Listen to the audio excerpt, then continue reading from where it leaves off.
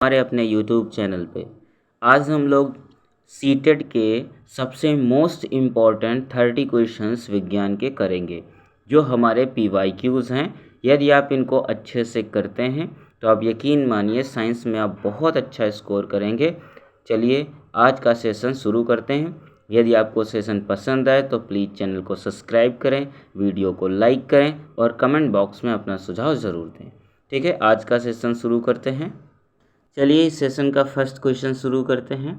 First question, निम्नलिखित कथनों को पढ़िए और सही विकल्प चयन कीजिए। S1 फर्स्ट कथन है, दहन की सभी अभिक्रियाएं ऊष्माक्षेपी अभिक्रियाएं होती हैं। सेकेंड ऑप्शन है, इन सभी अभिक्रियाओं में ऑक्सीजन का संयोजन होता है और ऊष्मा उत्सर्जित होती है। चलिए इसके ऑप्शंस देख लेते हैं। फर्स्ट ऑप्शन है S1 और S2 दोनों सत्य हैं और S1 के लिए S2 सही व्याख्या है। सेकेंड ऑप्शन है S1 और S2 दोनों सत्य हैं और S1 के लिए S2 सही व्याख्या नहीं है। ऑप्शन थर्ड है S1 सत्य है किंतु S2 असत्य है। ऑप्शन फोर है S1 असत्य है किंतु S2 सत्य है। तो जो इसका करेक्ट आंसर हो जाएगा, आंसर नंबर फर्स्ट, S1 और S2 दोनों सत्य हैं और S1 के लिए S2 सही व्याख्या है।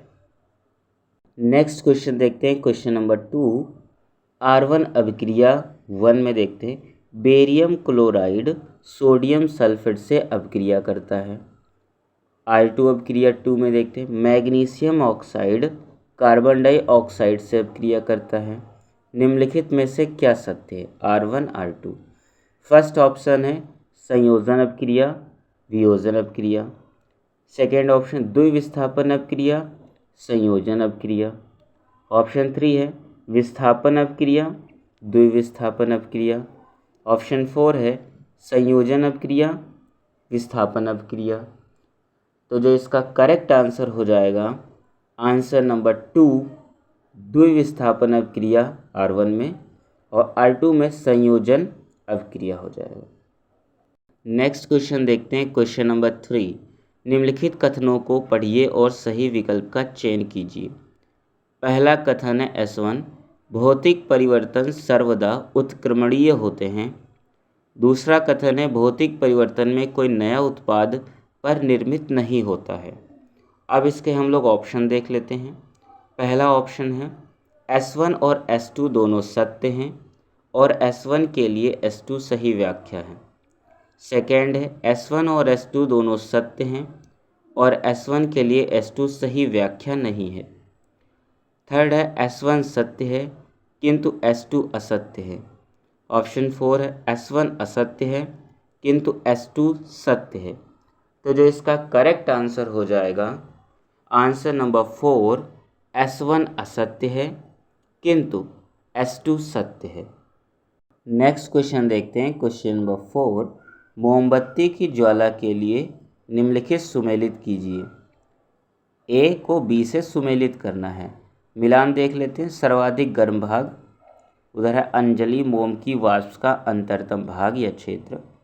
B है मध्यग्राम भाग, आंशिक दहन का बीच का भाग।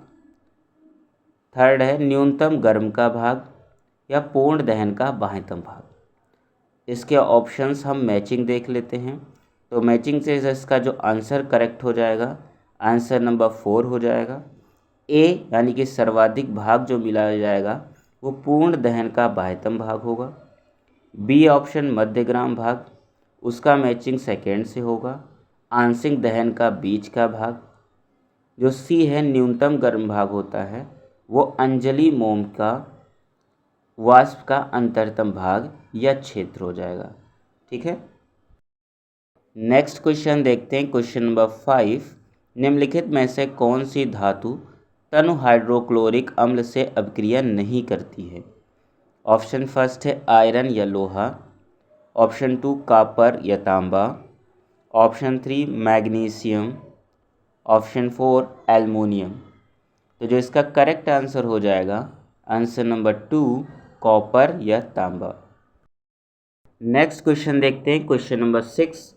निम्नलिखित कथनों पर विचार कीजिए और सही विकल्प का चयन कीजिए। पहला कथन है S1, ए और बी संस्तर स्थितियों पर जड़ों की वृद्धि एवं शाखा जल एवं खनिजों के अवशोषण के लिए लाभदायक हैं। दूसरा कथन है S2, ए और बी संस्तर स्थित जल खनिजों एवं खाद्य से संबंध है। चलिए अब इसके ऑप्शंस देख लेते हैं। पहला ऑप्शन है S1 और S2 दोनों सत्य हैं और S1 के लिए S2 सही व्याख्या है। सेकेंड ऑप्शन है S1 और S2 दोनों सत्य हैं और S1 के लिए S2 सही व्याख्या नहीं है। ऑप्शन थर्ड है S1 सत्य है किंतु S2 असत्य है। फोर्थ ऑप्शन देखते हैं S1 असत्य है किंतु S2 सत्य है। तो जो इसका करेक्ट आंसर हो जाएगा, आंसर नंबर फर्स्ट, S1 और S2 दोनों सत्य हैं और S1 के लिए S2 सही व्याख्या है। नेक्स्ट क्वेश्चन देखते हैं, क्वेश्चन नंबर 7। निम्नलिखित में से क्या मल जल की अकार्बनिक अशुद्धियां हैं? Option A urea, option B phosphate, option C पीड़कनाशी, ऑप्शन डी वनस्पति अपशिष्ट। चलिए इसके ऑप्शन देख लेते हैं। फर्स्ट ऑप्शन है बी और सी, सेकेंड ऑप्शन है ए और बी, थर्ड ऑप्शन है केवल बी, फोर्थ ऑप्शन है केवल डी। तो जो इसका करेक्ट आंसर हो जाएगा, आंसर नंबर फर्स्ट बी और सी। नेक्स्ट क्वेश्चन देखते हैं, क्वेश्चन नंबर 8। निम्नलिखित में से क्या पौधों में लैंगिक जनन के विषय में सत्य है? ऑप्शन ए है लैंगिक जनन के लिए 2 पौधे आवश्यक हैं। कथन बी है केवल कीट ही परागण के कारक हैं। सी है निषेचन केवल परागण के पश्चात ही हो सकता है। डी है पौधे बीजों से प्राप्त किए जाते हैं। ऑप्शन देख लेते हैं। फर्स्ट ऑप्शन है बी और डी, सेकेंड ऑप्शन है ए और बी, थर्ड ऑप्शन है ए और डी, फोर्थ ऑप्शन है सी और डी। तो जो इसका करेक्ट आंसर हो जाएगा, आंसर नंबर 4 सी और डी। नेक्स्ट क्वेश्चन देखते हैं, क्वेश्चन नंबर 9। निम्नलिखित में से शोषण अंग, या शोषण अंग नहीं है यहाँ पे, शोषण अंग है, के आधार पर किसी एक को अलग कीजिए। ऑप्शन फर्स्ट टिड्डा, ऑप्शन 2 कॉकरोच, ऑप्शन 3 घोंघा, ऑप्शन 4 चींटी। तो जो इसका करेक्ट आंसर हो जाएगा, आंसर नंबर 3 घोंघा। नेक्स्ट क्वेश्चन देखते हैं, क्वेश्चन नंबर 10। निम्नलिखित कथनों को सही क्रम में व्यवस्थित कीजिए। यानी कि हमें कथन दिए, उन्हें सही क्रम में व्यवस्थित करना है। पहला कथन है मूत्राशय में भंडारित मूत्र मूत्र मार्ग के सिरे या अंत पर उपस्थित मूत्रीय से बाहर निकाल दिया जाता है। बी कथन है मूत्र वाहिनियाँ मूत्र को मूत्राशय तक ले जाती हैं। सी कथन है उपयोगी पदार्थ रुधिर में वापस अवशोषित कर लिए जाते हैं। डी कथन है लाभदायक एवं हानिकारक पदार्थ सहित रुधिर छानने के लिए वृक्क तक पहुंचाता है। ई कथन है जल में घुलनशील अपशिष्ट पदार्थ वृक्क में छानकर मूत्र रूप से बाहर निकाल दिए जाते हैं। चलिए इसका ऑप्शन देख लेते हैं। तो ऑप्शन फर्स्ट है C D E B A, second है D B C A E, third है D C E B A, fourth option है B C D A E. तो जो इसका करेक्ट आंसर हो जाएगा, answer number 3 D C E B A. Next question देखते हैं, क्वेश्चन नंबर 11। केक के लिए आटा गूंथते हुए रसोई ने एक चुटकी ईस्ट और चीनी आटे में डाली और कुछ घंटे के लिए उसे रख कर छोड़ दिया। कुछ घंटे बाद आटे में से खट्टी गड़ क्यों आ रही है? ऑप्शन फर्स्ट क्योंकि कार्बन डाइऑक्साइड उत्पन्न होती है। ऑप्शन 2 क्योंकि अल्कोहल उत्पन्न होता है। ऑप्शन 3 क्योंकि ईस्ट में चीनी डाली गई थी। ऑप्शन 4 क्योंकि लैक्टिक अम्ल उत्पन्न होता है। तो जो इसका करेक्ट आंसर हो जाएगा आंसर नंबर 2 क्योंकि अल्कोहल उत्पन्न होता है। नेक्स्ट क्वेश्चन देखते हैं, क्वेश्चन नंबर 12। निम्नलिखित कथनों को पढ़िए और सही विकल्प का चयन कीजिए। पहला कथन S1 है, धमनियों में रुधिर केवल एक दिशा में प्रवाहित होता है। सेकेंड कथन है, धमनियों में कपाट हैं। चलिए ऑप्शन देख लेते हैं। फर्स्ट ऑप्शन है S1 और S2 दोनों सत्य हैं और S1 की S2 सही व्याख्या है। सेकेंड ऑप्शन S1 और S2 दोनों सत्य हैं किंतु S1 की S2 सही व्याख्या नहीं है।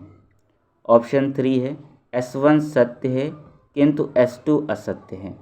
ऑप्शन 4 S1 असत्य है किंतु S2 सत्य है। तो जो इसका करेक्ट आंसर हो जाएगा आंसर नंबर 4 S1 असत्य है किंतु S2 सत्य है। नेक्स्ट क्वेश्चन देखते हैं, क्वेश्चन नंबर 13। नीचे दी गई दो स्थितियों और भी पर विचार कीजिए। पहली स्थिति है ए, रसोई में छत के निकट दीवार पर निर्वातक पंखा लगा हुआ है। बी है कथन, निर्वातक पंखा रसोई की खिड़की के साथ लगा हुआ है। रसोई से ऊष्मा को निकालने में दोनों परिस्थितियों में से कौन अधिक प्रभावी होगा। ऑप्शन फर्स्ट ए अधिक प्रभावी होगा, ऑप्शन बी अधिक प्रभावी होगा, ऑप्शन 3 ए और बी अधिक प्रभावी होंगे, ऑप्शन 4 यहाँ वायु की दिशा पर निर्भर करता है।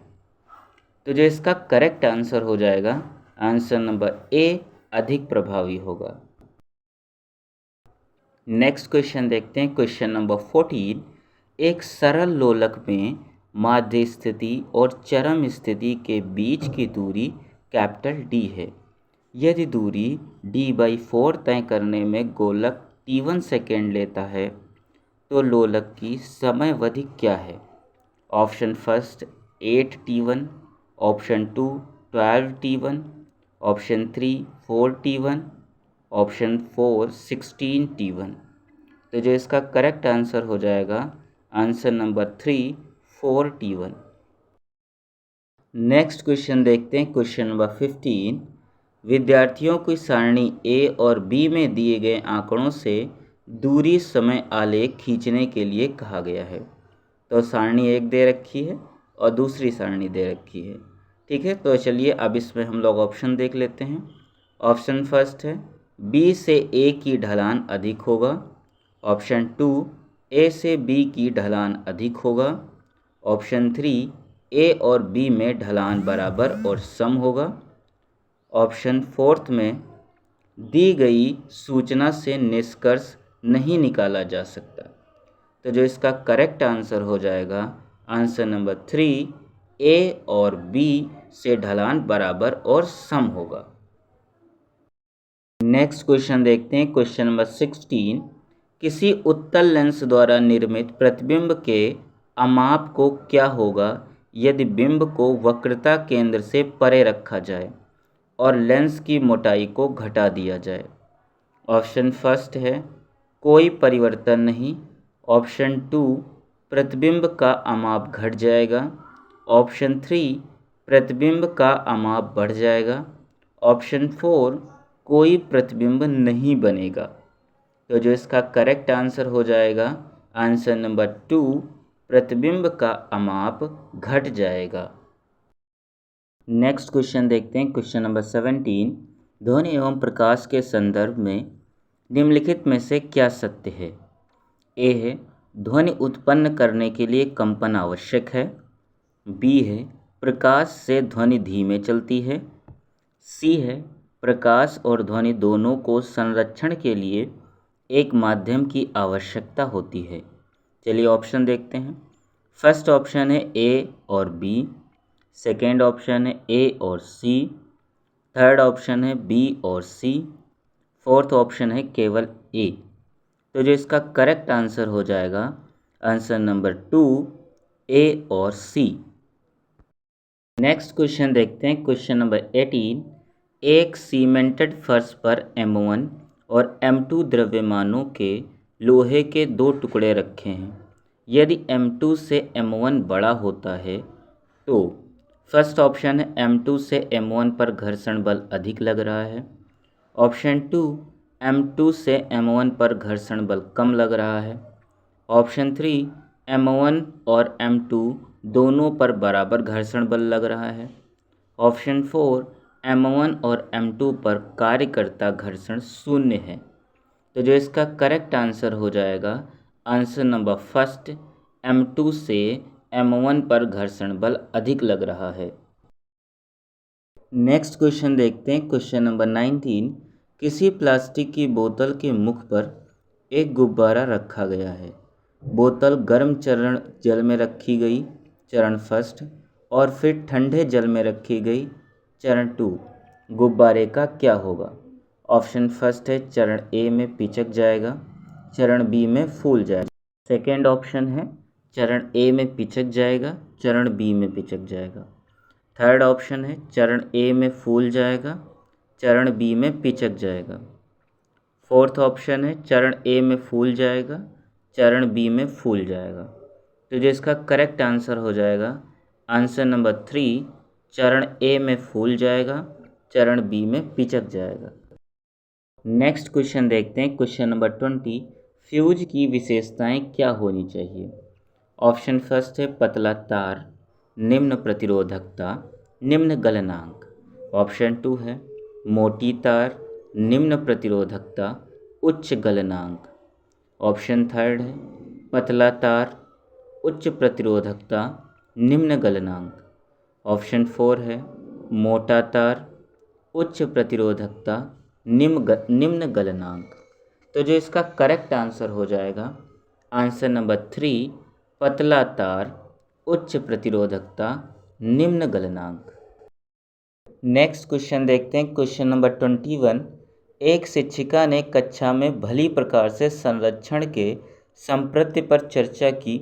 उसने फिर विद्यार्थियों को इस विषय पर प्रयोगशाला में कार्य करने में सम्मिलित किया।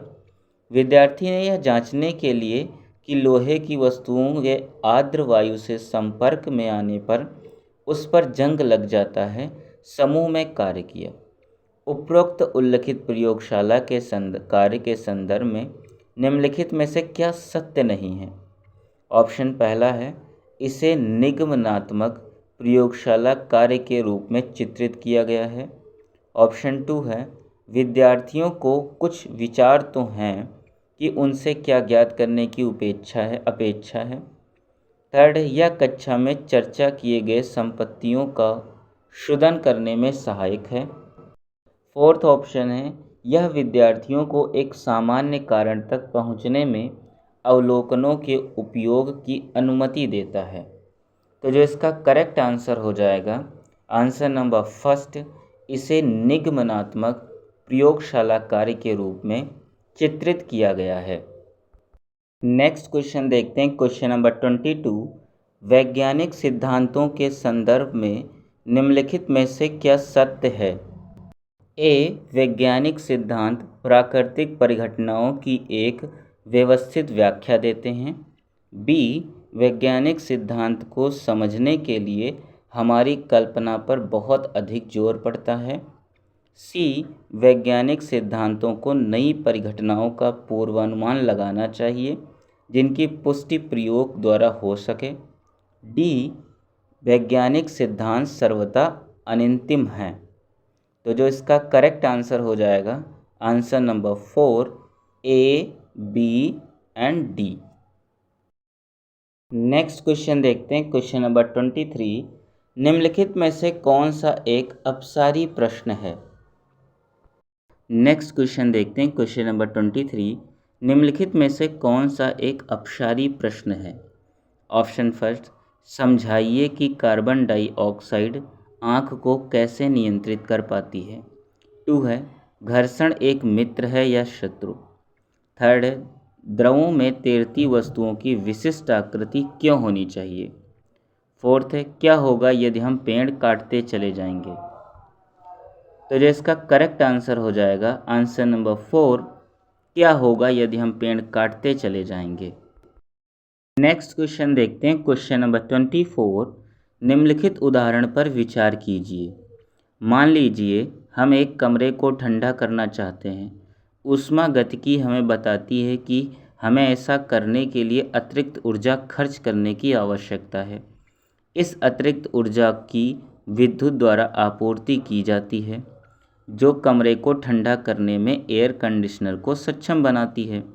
ऊष्मागतिकी प्रश्न के विभिन्न प्रावस्थाओं की क्षमता को भी नियंत्रित करती है। प्रकाश संश्लेषण जैसी किसी रासायनिक अभिक्रिया में कितनी ऊष्मा उत्सर्जित या अवशोषित होगी, जिसके अनुमान में भी ऊष्मागतिकी के अनुप्रयोग की आवश्यकता है। उपरोक्त उदाहरण निम्नलिखित में से विज्ञान के किन विचारों का स्पष्टीकरण किया गया है? ऑप्शन फर्स्ट है, विज्ञान अधिगम का अंतः विषयपरक क्षेत्र है। ऑप्शन 2, विज्ञान सामाजिक सांस्कृतिक उद्यम है। 3, विज्ञान प्राकृतिक में अनंतिम है। 4th, विज्ञान अपने अभ्यास कार्यताओं से दृढ़ता अपेक्षित करता है। तो जो इसका करेक्ट आंसर हो जाएगा, आंसर नंबर फर्स्ट, विज्ञान अधिगम का अंतः विषयक परक क्षेत्र है। नेक्स्ट क्वेश्चन देखते हैं, क्वेश्चन नंबर 25। रासायनिक अभिक्रिया को प्रस्तावित करते हुए शिक्षक ने निम्नलिखित प्रश्न पूछे। फर्स्ट है, क्या होगा यदि तुम लोहे की एक छड़ को कुछ दिनों के लिए खुले आधार क्षेत्र में रख दोगे? दूसरा, क्या होगा यदि जब तुम कागज और लकड़ी जलाते हो? शिक्षक के मानस में क्या उद्देश्य है? ए है, विद्यार्थियों को अधिगम की प्रक्रिया में भाग लेने के लिए प्रेरित करना। बी है, वैज्ञानिक संपत्तियों को विद्यार्थियों के पूर्व ज्ञान से जोड़ना। सी है, विद्यार्थियों की यदि कोई वैकल्पिक अवधारणाएं हैं तो उन्हें जानना। डी है, विद्यार्थियों को विज्ञान के प्रक्रम को समझने में सक्षम बनाना। अब इसके ऑप्शंस देख लेते हैं। फर्स्ट ऑप्शन है ए, बी और सी। सेकेंड है ए, सी और डी। थर्ड है बी, सी और डी। फोर्थ है ए, बी और सी। तो जो इसका करेक्ट आंसर हो जाएगा, आंसर नंबर 2, ए, सी और डी। नेक्स्ट क्वेश्चन देखते हैं, क्वेश्चन नंबर 26। नीचे दिए गए कथनों को पढ़िए और सही विकल्प का चयन कीजिए। जैसे फर्स्ट कथन है, विवादित वैज्ञानिक विषयों पर परिचर्चा करना तर्क वितर्क और अधिगम को प्रोत्साहित करता है। 2 कथन है S2, तर्क वितर्क विज्ञान में व्याख्याओं, प्रतियाओं, रूपों और सिद्धांतों के निर्माण में सहायता करता है, जिसमें अधिगम को प्रोत्साहन मिलता है। चलिए ऑप्शन देख लेते हैं। फर्स्ट ऑप्शन है, S1 और S2 दोनों सत्य हैं और S1 की S2 सही व्याख्या है। ऑप्शन 2, S1 और S2 दोनों सत्य हैं किंतु S1 की S2 सही व्याख्या नहीं है। ऑप्शन थर्ड है, S1 सत्य है किंतु S2 असत्य है। ऑप्शन 4 है, S1 असत्य है किंतु S2 सत्य है। इसका करेक्ट आंसर हो जाएगा, आंसर नंबर फर्स्ट, S1 और S2 दोनों सत्य हैं और S1 की S2 सही व्याख्या है। नेक्स्ट क्वेश्चन देखते हैं, क्वेश्चन नंबर 27। ग्रहों पर परिचर्चा करते हुए एक शिक्षक ने पूछा, क्या होगा यदि आकाश में चंद्रमा न हो? विद्यार्थियों ने उत्तरों पर चर्चा करने के बाद शिक्षक ने विद्यार्थियों को प्रश्न से संबंधित और अधिक जानकारी एकत्र करने और समूह प्रायोजन कार्य द्वारा अपने उत्तरों को प्रमाणित करने के लिए कहा। उपरोक्त कार्य क्या उद्देश्य हो सकते हैं? ए ऑप्शन है, ए है पॉइंट, विद्यार्थियों को यह अभिव्यक्त कराना कि उनके विचार महत्व रखते हैं। बी पॉइंट है, बहुदृष्टिकोण की सराहना करने के लिए विद्यार्थियों का मार्गदर्शन करना। सी पॉइंट है, विज्ञान को अनंतिम के महत्व को विद्यार्थियों को समझाना। ऑप्शन डी है, विद्यार्थियों को प्रश्न बनाने और विभिन्न पाठ सामग्री को खंगालने के लिए प्रोत्साहित करना। चलिए अब ऑप्शंस देख लेते हैं। फर्स्ट ऑप्शन है बी, सी और डी। सेकेंड ऑप्शन है ए, बी और सी। थर्ड ऑप्शन है ए, बी और डी। फोर्थ ऑप्शन है ए, सी और डी। तो जो इसका करेक्ट आंसर हो जाएगा आंसर नंबर 2 ए, बी और सी। नेक्स्ट क्वेश्चन देखते हैं, क्वेश्चन नंबर 28। नीचे लिखे गए कथन को पढ़िए और सही विकल्प का चयन कीजिए। ए है विकल्प, एल्युमिनियम विद्युत का सुचालक है। बी पॉइंट है, सादृश्य आवेश एक दूसरे को प्रतिकर्षित और आदर्श आवेश एक दूसरे को आकर्षित करते हैं। ऑप्शन देखते हैं। फर्स्ट ऑप्शन है ए निष्कर्ष, बी अवलोकन। सेकेंड ऑप्शन है ए, बी और सी। थर्ड ऑप्शन है ए निष्कर्ष, बी निष्कर्ष। ऑप्शन 4 है ए, सी, डी। इसका जो करेक्ट आंसर हो जाएगा आंसर नंबर 3 ए निष्कर्ष और बी निष्कर्ष, दोनों निष्कर्ष हैं। क्वेश्चन नंबर 29 देखते हैं। एनसीईआरटी की विज्ञान की कक्षा 8th की पुस्तक से निम्नलिखित उदाहरण पढ़िए। बच्चों ने प्रोफेसर अहमद और माधव जी के साथ जैवमंडल संरक्षित क्षेत्र में प्रवेश किया। माधव जी ने समझाया कि जैव मंडल संरक्षित क्षेत्र जैव विविधता के संरक्षण के लिए बने हैं। अहमद ने समझाया कि आवास को नष्ट करना जनसंख्या में वृद्धि और नई प्रजातियों का स्थानिक प्रजातियों के प्राकृतिक आवेश को प्रभावित कर सकता है। निम्नलिखित में से विज्ञान शिक्षा के किस उद्देश्य पर उपरोक्त उदाहरण विशेष बल दे रहा है। ए पॉइंट है, विज्ञान, समाज एवं तकनीकी के अंतरापृष्ठ पर विषयों को समझना। बी, वैज्ञानिक ज्ञान की उत्पत्ति को प्रक्रम को समझना। सी, पर्यावरण संबंधी मुद्दों को उठाना। डी पॉइंट है, विज्ञान एवं तकनीकी में सौंदर्यपरक संवेदना और क्रियाकलाप को पोषित करना। ऑप्शन देखते हैं। फर्स्ट ऑप्शन है A and B. Second option है बी और सी। थर्ड ऑप्शन है ए और सी। फोर्थ ऑप्शन है सी और डी। तो जो इसका करेक्ट आंसर हो जाएगा आंसर नंबर 4 सी और डी।